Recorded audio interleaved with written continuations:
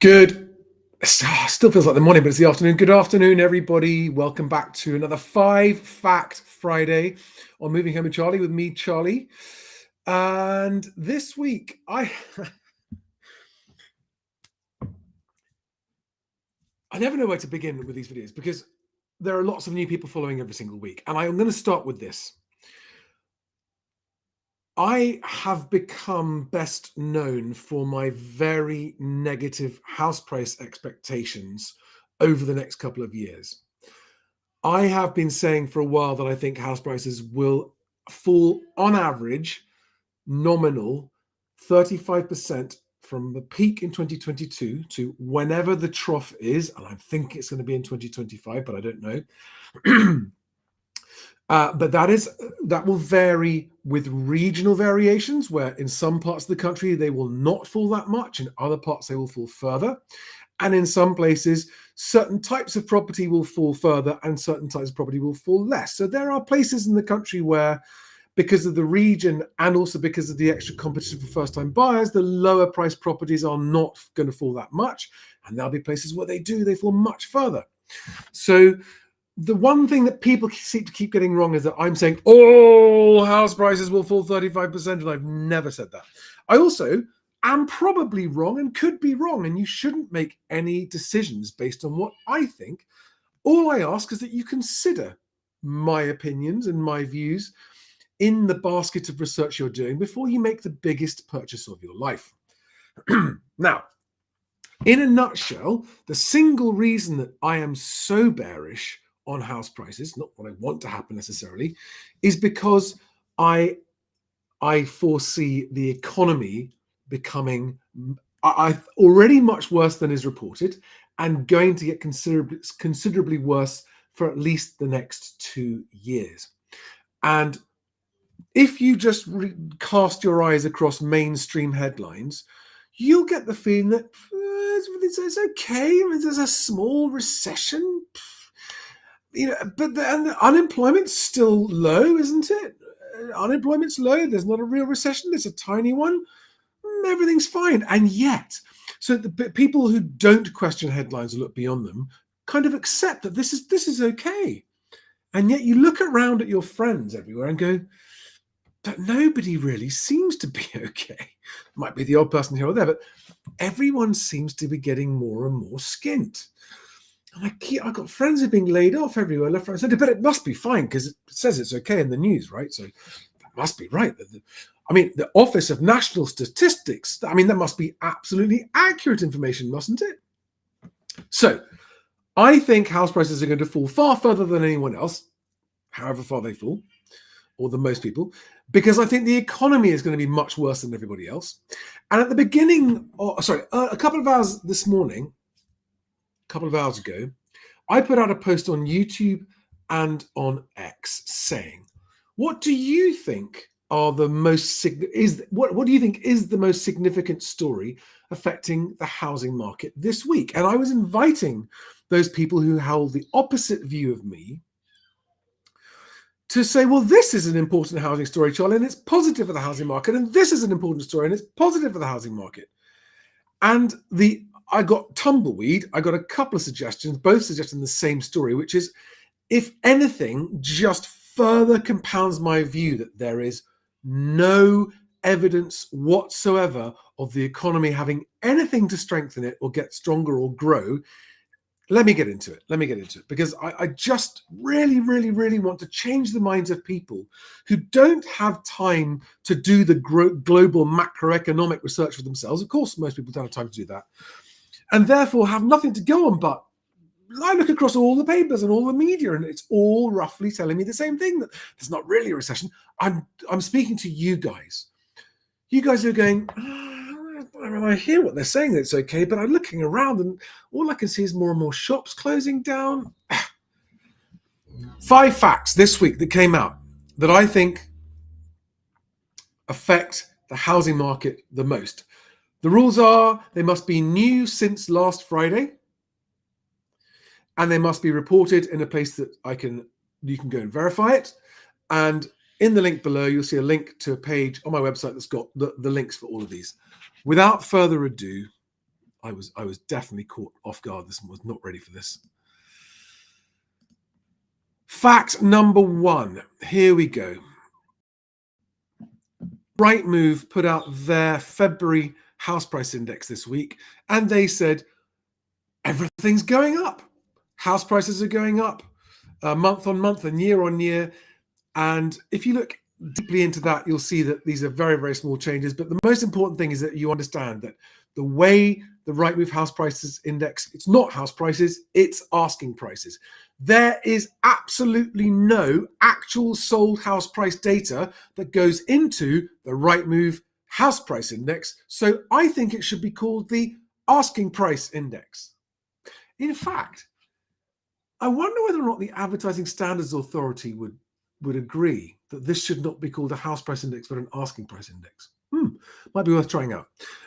I think the most significant stat from that was actually this one, which is the average time to secure a buyer in February has gone up, well, it's in January, a huge jump, the steepest jump for over a year, to the highest level in well over a year, 78 days outside London, 84 days inside London. And of course, that's not what will actually be happening. Well-priced property will be selling in 28 days. Everything else will be taking 6 months, but it's getting longer. That's fact number 1. Fact number 2. Again, this is nothing official.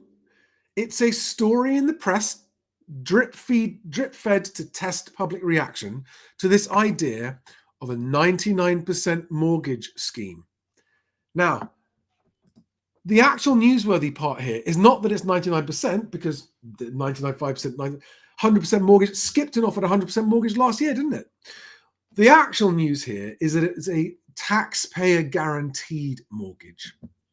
Okay, I will circle back to this when I got through the 5 facts of the week. Okay, but that's definitely fact number 2. That definitely, if it actually becomes implemented, and if it's made really widely available, would actually probably move the needle on the housing market.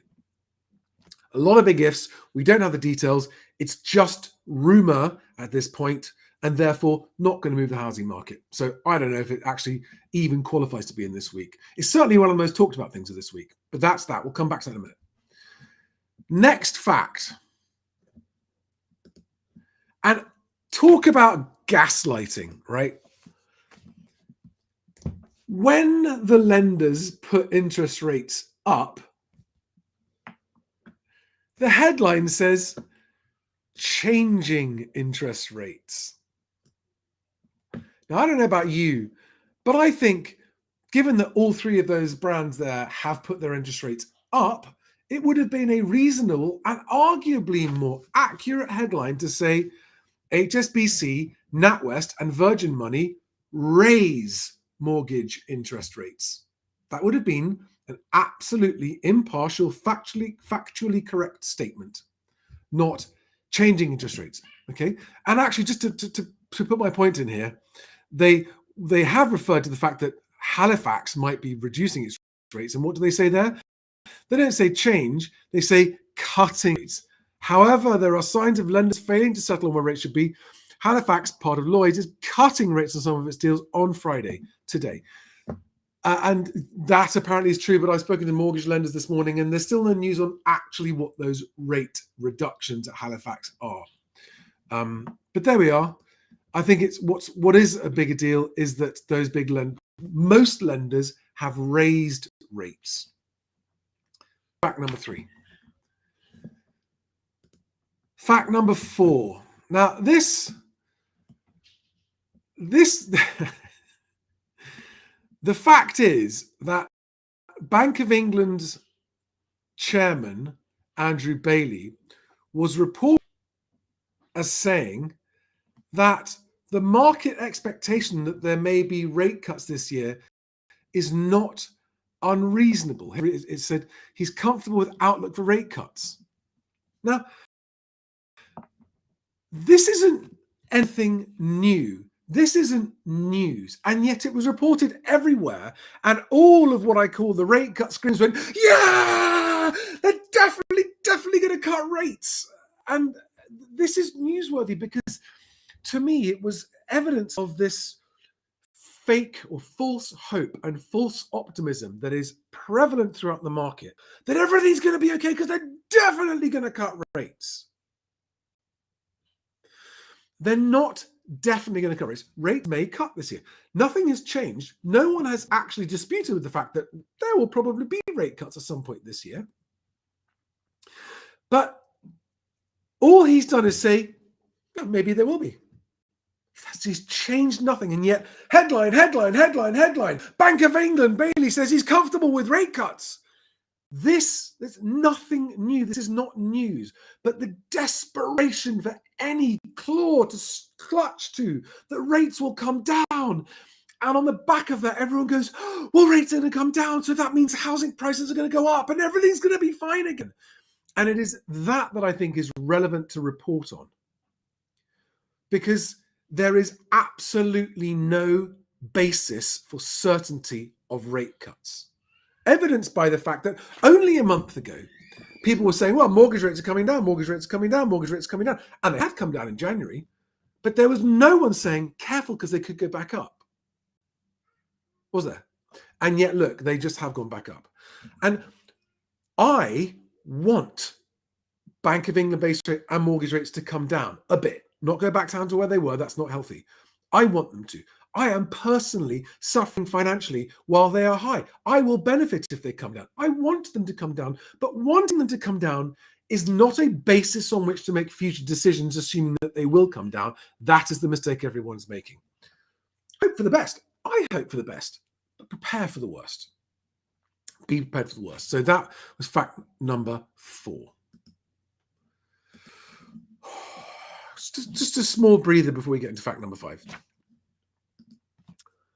Hello, everybody. Joanne, Visual, RG Bargy, Leo, Andrew Taylor, Niamak, AM, Imdadul Hack, Yachek, Daniel, Nick Woodward, Gavin Ward. Hi, guys. Yeah. Hi, Kicking Mustang. Nice to see you all here. Okay, so I'm going to big up my work with fact number 5. And fact number 5 is, here we go. Let me get it up on screen. It's about this house price, exchange price index, the best agent exchange price index. I want to just let you know that it is a fact that's now been up for over a week. And it's a fact that the hackers haven't managed to take it down, although they would appear to have tried. And it's a fact that 116 of you have reported exchange prices. These are small numbers for now, and that's a good thing, right?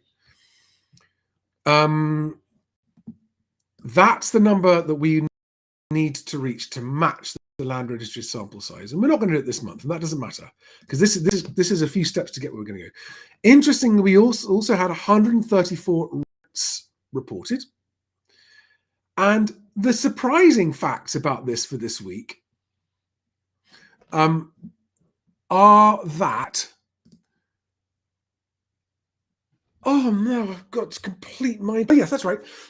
We've had agents reporting prices. We've had landlords reporting prices, had sellers reporting prices, as well as buyers. I expected buyers to report its prices, but to have lettings agents going, this is fantastic. And what's really, really interesting to me is the number of people from all of those different groups, including agents and conveyancers and landlords, who actually want price transparency. And I am currently, and going to be spending this month ruminating. I think we're going to change the name, because I think open source, whilst I know what it means, I still think there are a lot of people who aren't involved in the house price in the housing market who aren't quite sure what open source means.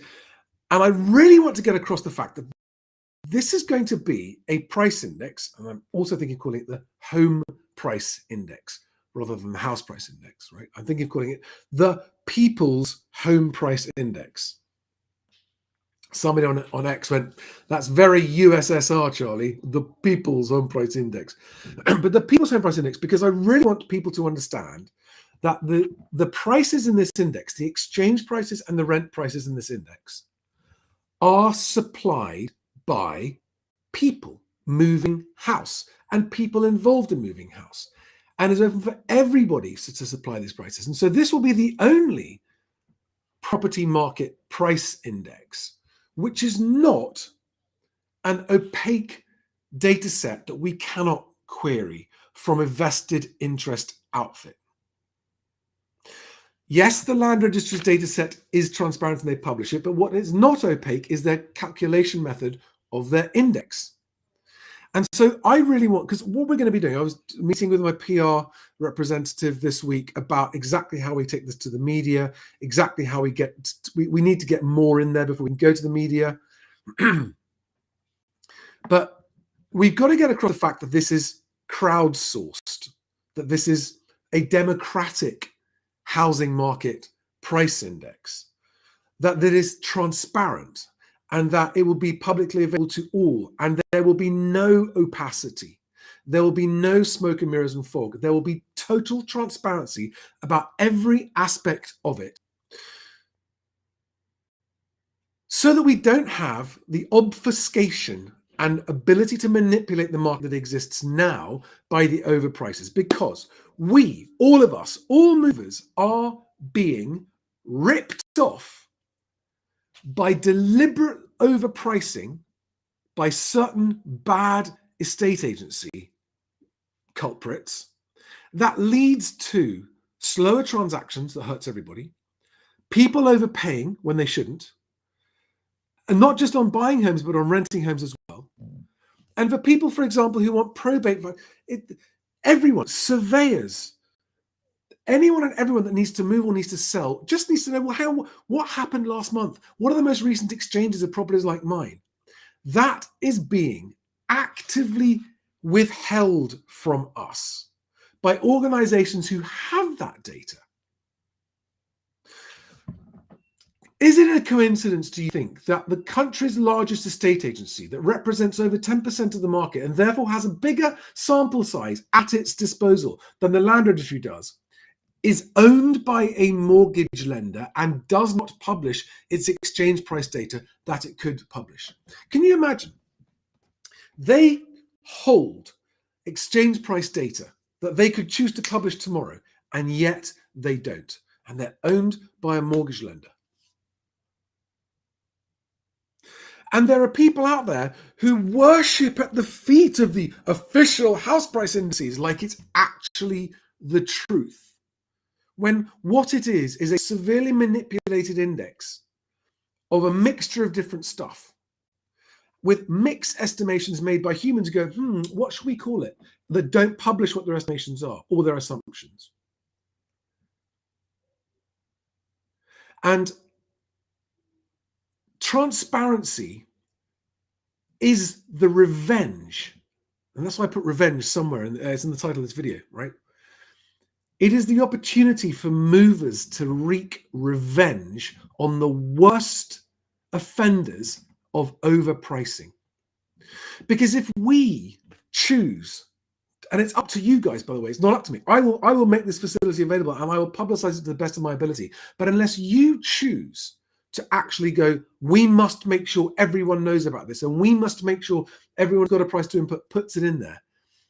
Unless you choose to do that, it will not achieve the sample size necessary to be credible enough to actually hold it up against the other house price indices and go, wrong, wrong, wrong, wrong, guff, guff, guff. But if people know that this is a people-sourced, consumer or community-sourced, publicly contributed to and publicly open, transparent house price index, if people know that that's what it is and understand that in the first month that we can publish it as a large enough sample size of data, that is the month that overpricing will be able to be ended. And it will hurt the businesses who rely the most on overpricing. The ability for the worst offenders of overpricing to get away with it causes real harm to individual people, buyers and sellers. How does it affect sellers, you might say? Surely sellers are happy with overpricing. Well, no. Overpricing hurts sellers because overpricing gets a seller to sign up with an agent that doesn't care if they sell the house or not. I'll explain why in a second. And they get them to sign into a long sole agency contract, 6-month sole agency contract. So that seller will now not sell their house because it's much too highly priced and they're not going to bring it down. And that estate agent will use that seller's house and the inquiries they get on that house to sign people up to their in-house mortgage products. In other words, overpricing is used to sell mortgages. Overpricing. Oh, Jill, I'm glad you're there.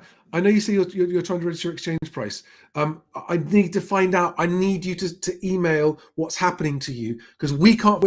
Lots and lots of other people are registering successfully, and other people who said they were stuck now say they can get past it. I got to understand what you're doing differently and why you can't do it, Jill. Without knowing exactly what's happening, I can't help fix. Sorry, guys, that's a distraction. But Jill Hayes, could you please try and contact me with a screenshot or something to show us exactly what's going on there? But revenge. Revenge is a very strong word. And when I was talking to my PR, hi Caro, my PR about this, she said, "Oh, it's quite a negative, aggressive thing." I said, but I think there are enough people who are frustrated enough and angry enough that actually revenge is what they would like because they were tricked into overpaying and they want some revenge. Well, what sort of revenge are we talking about? We are talking about the deconstruction. No, that's a terrible word. We're talking about removing the opportunity for deliberate overpricing to be of use or of commercial advantage or commercial opportunity to anyone anymore. We're talking about the businesses who deliberately and knowingly overvalue to trick people into signing up and then don't sell or undersell their property, having oversold mortgages to people. We're talking about those businesses being forced to either change how they work and become transparent or go out of business. That, to me, is righteous revenge, as in justifiable revenge, as in the only people who lose are the people who are knowingly exploiting people's lack of understanding of this to disadvantage those people. So it's the movers' revenge. It's the people's revenge. It is the revenge against bad estate agency. And that's why I want to call it the People's Home Price Index. Now, why Home Price Index and not House Price Index? Because I think the phrase house price index has become tainted. I think all existing house price indices are culpable of misleading the public about what's actually happening. And I'm not saying that they're deliberately distorting their figures and lying, but what I'm saying is they are continuing the confusion. Every single house price index out there, including the land registry, because it is so delayed, actually contributes to the possibility of deliberately overvaluing agents doing it. Every single one, all of them, Nationwide, Halifax, Rightmove, Zoopla, Land Registry, all the existing house price indices contribute to the overpricing and overvaluing crime, as far as I'm concerned, that leads to people not being able to move when they need to move and to people being oversold and overpaying and being tricked into overpaying. None of them themselves are committing any obvious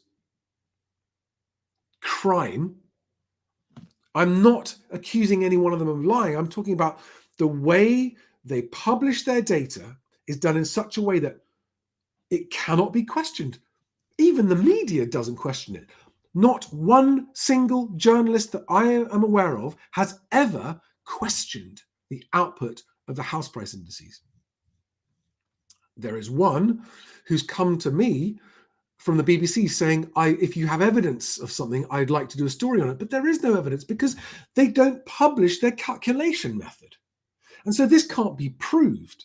The only way to prove that they are engaging in a process that disadvantages people and movers and results in overpaying is to have a transparent house price index that shows, or home price index, that shows these are the exchange prices. So it's accurate, verifiable data that removes the time reporting lag on house prices and eliminates the opportunity for an overvaluing agent to walk into someone's home and going, I can get you 20% more than those other agents. They're just not very good agents. Sign here. And then you never see from that lister again. We can stop it. We can stop it. House price index as a phrase, in my view, is tainted and riddled with doubt and lack of transparency. And that's why I don't want to call the best agent one a house price index anymore. I want to call it a home price index because I want it to be about people getting homes.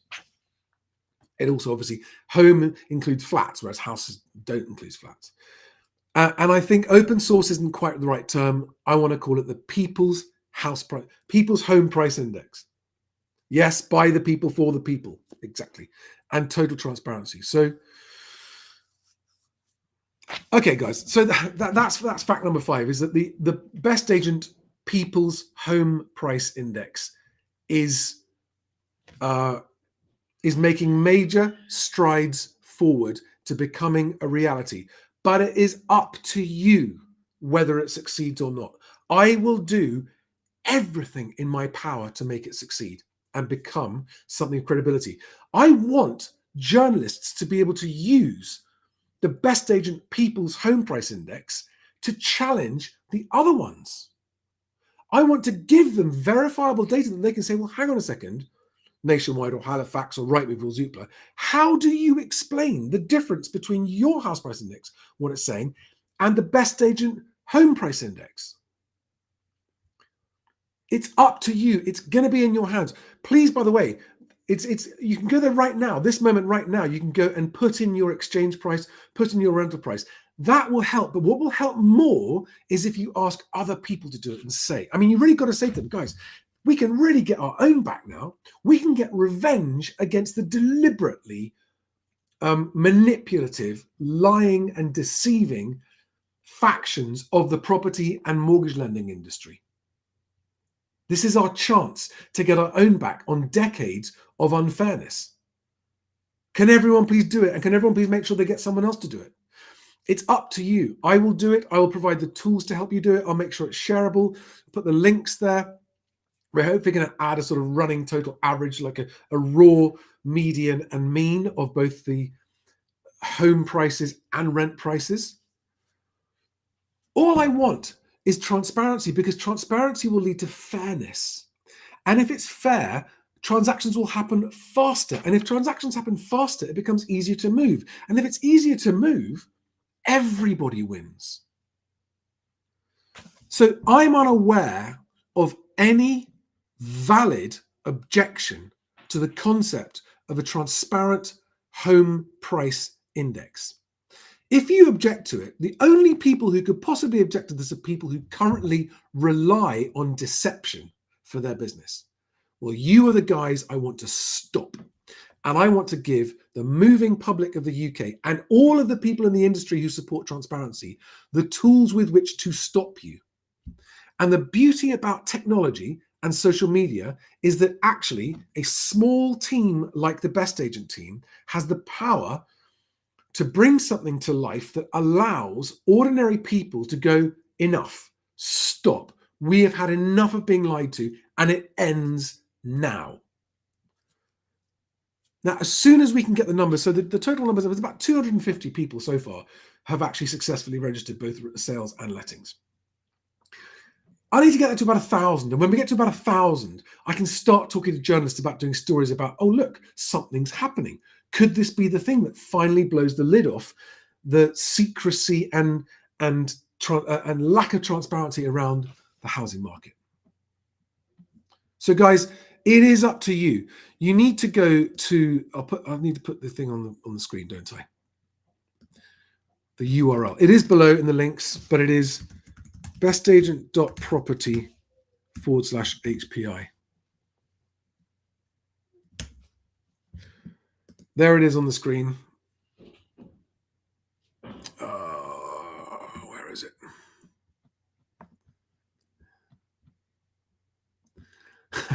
It says I've already got it, but I can't find it. Where is it? There it is.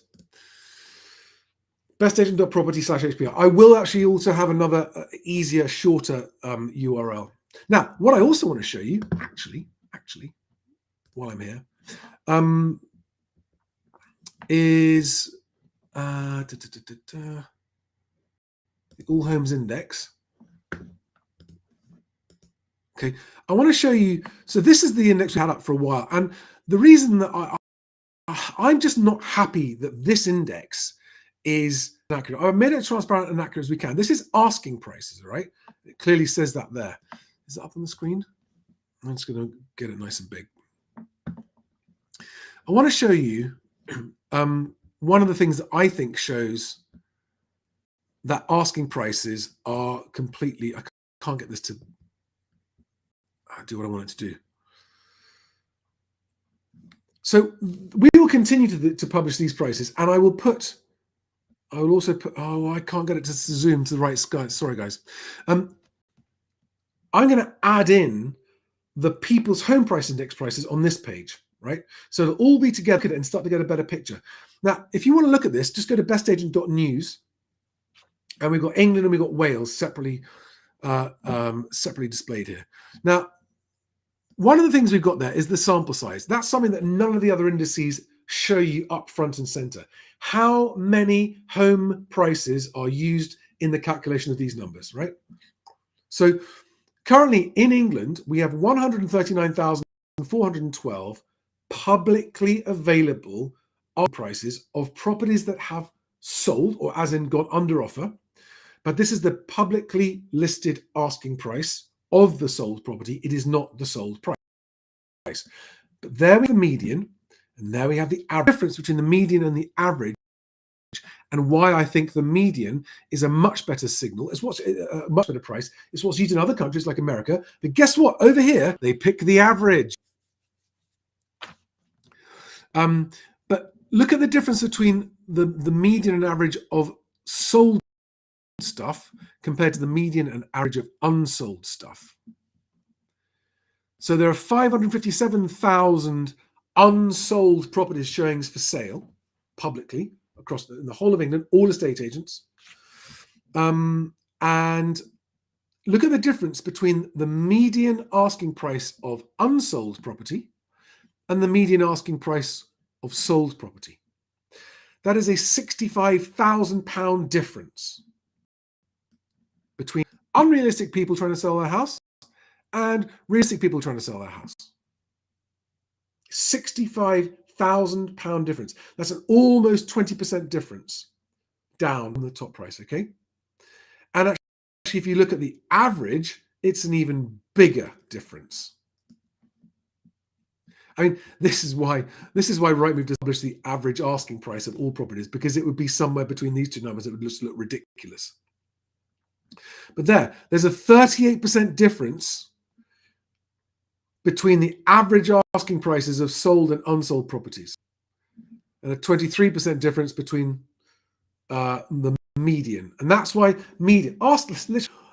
Why do none of the other house price index providers ever use median prices? There is your answer, ladies and gentlemen. There is your answer. All right. Now, just to wrap this up, I'm sitting here in my quiet study, and I've got all this stuff on my screen, and I've got no idea if anyone can actually hear me or see me. I've got a number on the screen, but you are all chatting away, so that's cool. No, I don't have any Scotland stats, England and Wales at the moment only. which we compare with the land registry. One day, I hope to include Scotland and Northern Ireland, but not yet. What was the other thing I wanted to talk about with you? So going back to 5 Fact Friday, I just to show you that I do listen to the people who go, Charlie, you're being too negative. There is some positive news. You're not publishing positive news. So what was the most positive news? Now, I only had 2 responses to that question. Or, give me some positive news. Let me just make sure I'm up to date with that claim, because I did ask you on YouTube as well. And on YouTube, let's just see. I wondered if someone would say that right. I will share this with you so that you can. Okay, so let's double check you can see that. So on YouTube, I asked this question: what's the one biggest verifiable factor that you think is? In other words, what is your contribution to 5 Fact Friday? Provide a link with you can. Someone has come up with Fred Harrison's prediction of continued house price rises in the order of 20%. Adding to the plethora. So this is hilarious. Leslie Smith, thank you for that. It is establishment guff. It's hilarious because Fred Harrison's prediction, if you read the article about it, is just based on total speculation. Total speculation. Yeah, mortgage is back over 4%. I included that one. Yes, it will. Yes, exactly. So, okay. So no one said anything seriously from that. But on X, I did have a couple of people who brought up the only potential fact. Where is it? Where is it? Let me just find it.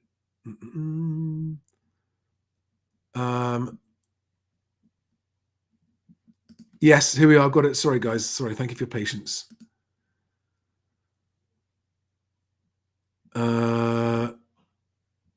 No, that's not where it came in then. Okay. The story was that we had, here it is. It's the December. Share this tab instead. So this was the other thing. And I just want to answer it actually, because I want to do it the honor of responding to. If this is the most positive fact, first of all, this came out before last week's 5 Fact. I think I did mention it. But this was mentioned by 2 people, including Simon Bradbury. Thank you, Simon. And one other person. What about the surprise surge in retail sales? Okay, guys, if you think that there was a surprise surge in retail sales, I'm afraid, in my view, this is classic gaslighting, okay? Because actually, if you look at the numbers, what it was just there was November retail sales, December retail sales, and January retail sales. And it hasn't changed the trend. The trend is still down. It is a 1-month reading after what is a quiet month anyway, and is not actually a surprise at all if you look at the trend. It's pretty much where you'd expect it to be. But would the media go, oh, surprise, shock, surprise? Yes, of course they do. But it's only retail sales. It's not employment. It's not lending. It's nothing. It's, yes, is the trend of retail sales a legitimate long-term financial indicator? 100%. Absolutely. I don't dispute that. But if you look at the trend is still down. It is not trending up.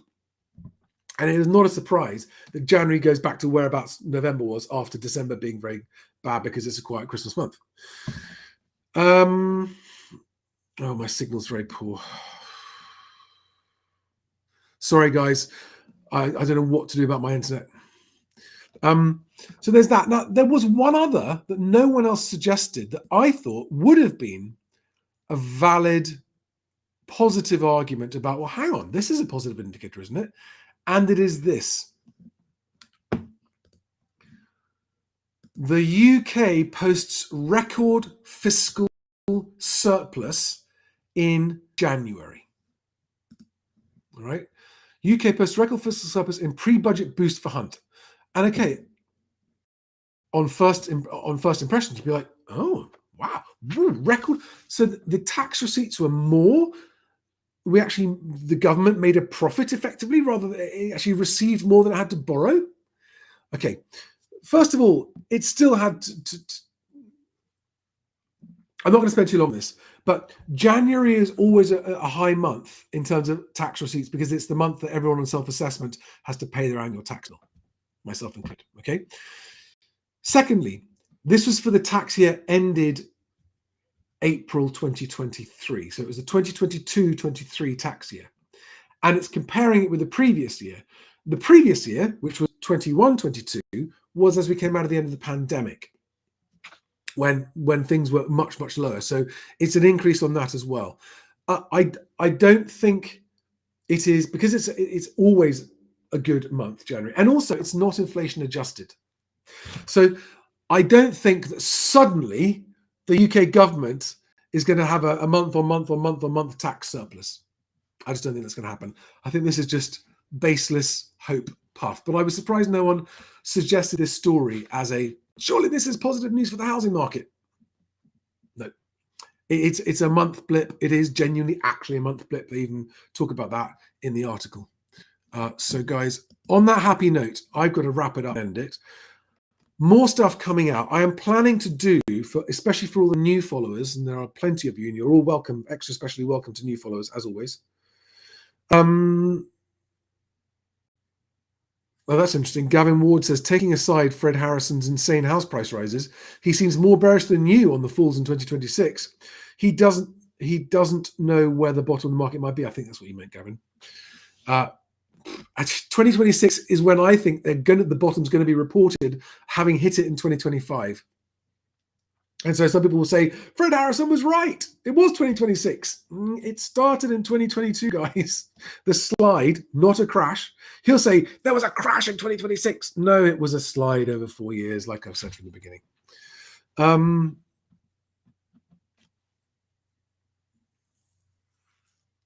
There's more to talk through, guys, but I also asked people, this is the last thing and I'm going to stop. I asked people on X this morning for signs of why they think the economy has a positive outlook. Because I don't want recession. Recession means people losing jobs. I don't want recession. I would love there to be positive, sustainable economic growth and for people to have their real wages rising so that people's quality of life could improve and there could actually be optimism and hope. I am not aware of any source of that happening anywhere. And I've asked for it and I haven't got any.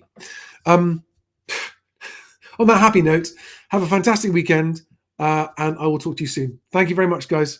Lots of Q&As to come and stuff. I might even do something this afternoon. I might actually I want to run through all the house price indices, why they're all misleading. And I might do a session on that this afternoon. Otherwise, have a good one. Please remember you can find me on mhwc.co.uk. If you want to book time with me one-to-one, if you want to talk to my mortgage guys, you want to talk to my conveyancers, you want to buy your property search pack through me, all of which helps me very much, by the way, mhwc.co.uk for any of those things. Thank you, everybody. See you soon. Bye-bye.